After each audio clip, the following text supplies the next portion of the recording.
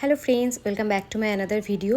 তো ফ্রেন্ডস, আজকে আমরা আমাদের ছাদের উপরে করব পিকনিক। তো তার জন্যই অল্প রেডি হচ্ছে, ছাদটাকে একটু জাস্ট ভালো করে ধুয়ে নিচ্ছে কাকিমুনি।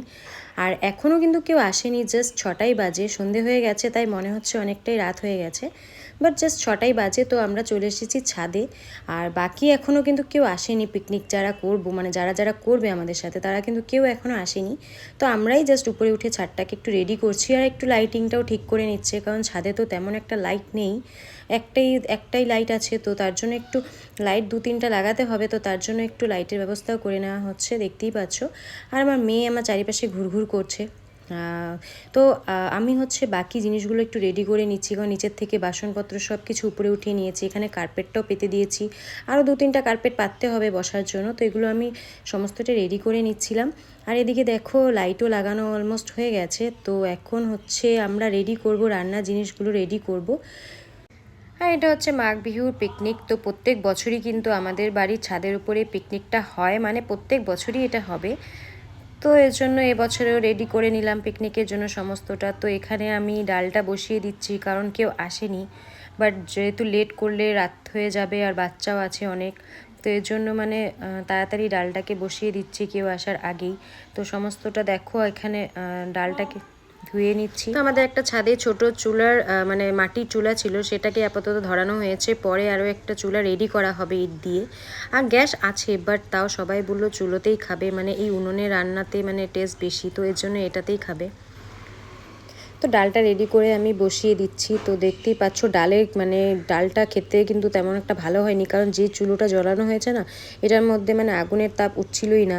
তো পরে আবার ভালো করে একটা চুলো বানানো হয়েছে। তো ডালটা কোনো রকম এটার মধ্যে দিয়েছিলাম, ভেবেছিলাম যে সবাই আসার আগে ডালটা হয়ে যাক, কিন্তু মানে কোনো লাভ হয়নি, চুলোতে কোনো আগুনের তাপই ওঠেনি। তো এদিকে দেখো মেয়ে নাচানাচি চলছে, কারণ ওর তো এনজয় করতে লাগে কোনো কিছু হলেই। তো গান বাজিয়ে দিয়েছিলাম, তো গানের সাথে সাথে ও অল্প ডান্স করছিল, দেখতে পাচ্ছ কীভাবে ডান্স করছিল। আর ওর মুখে ছিল চুইনকাম, তো দেখো চুইনকাম খেয়ে খেয়ে কীভাবে ডান্স করে। তো এদিকে দেখো কথা বলতে বলতে বাকি সবাই চলে এসেছে। সবাই বলতে পিকনিক তো আর অনেক মানুষ হচ্ছে না, জাস্ট কয়েকজনই, জাস্ট 2-3টা ফ্যামিলি আমাদের আশেপাশে আর আমার দাদা বৌদি, তো এই কয়েকজন মিলেই করেছিলাম। তো ওরাও চলে এসেছে, আর আমার দাদা বৌদিরা এখনও আসেনি। তো ওরা অল্প কাজের জন্য গুয়াহাটি গেছিলো, তো ওখান থেকে আসছে, তো লেট হয়ে যাবে ওদের আসতে। তো এদিকে দেখো দুজনের খুব জোর ডান্স চলছে, মানে কি বলবো, ওদের অল্প দেখছিলাম। আর এদিকে মোটামুটি রান্না বাড়িরও অ্যারেঞ্জমেন্ট হয়ে যাচ্ছিলো সব।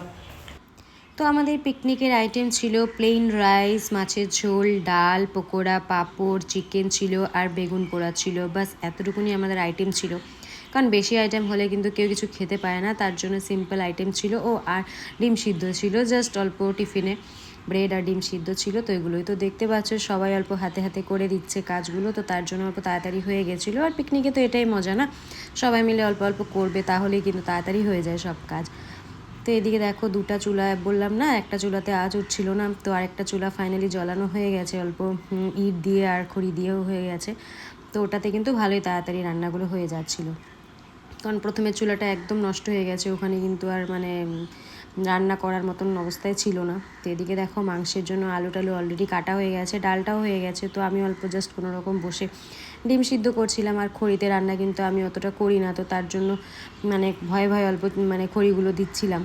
আর অ্যাকচুয়ালি চুলো আছে, কারণ আমরা লাস্ট যখন পিকনিকে গেছিলাম তখন কিন্তু আমাদের যেটা গ্যাস আর সিলিন্ডার ছিল ওগুলো নিয়ে গেছিলাম, তো এজন্য কিন্তু বাড়িতেও করতে পারতাম চুলো গ্যাসের মধ্যে, কিন্তু সবাই না করলো, তো তার জন্যই কিন্তু এভাবে চুলোর মধ্যেই রান্না হচ্ছে। দেখতে পাচ্ছ ওই চুলোতেই কিন্তু ভালোই আগুন ধরেছে।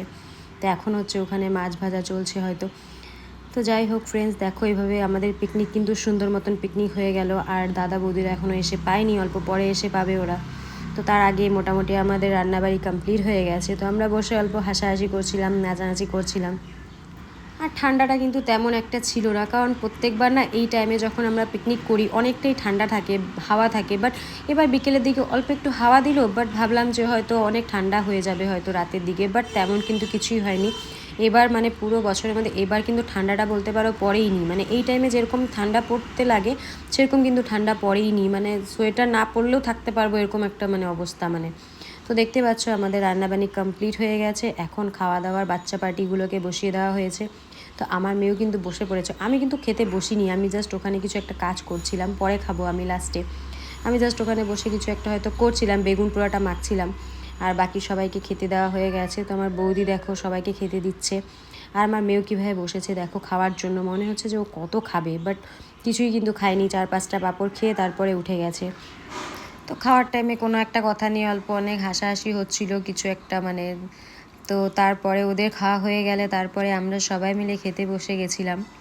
আর রাতও অনেক হয়ে গেছিলো, তো তার জন্য তাড়াতাড়ি খাওয়া দাওয়া করে আমরা রাত্রিবেলা কিছু পরিষ্কার করতে পারিনি, ওরকমভাবেই মানে রেখে দিয়েছিলাম। নর্মাল একটু মানে ছাদটাকে জাস্ট অল্প যেগুলো আয়ঠা বাসন সেগুলোকে সাইড করে রেখে আমরা নিচে চলে গেছিলাম। তো দেখো আমাদের খেতে বসে গেছিলাম আমরা লাস্টে।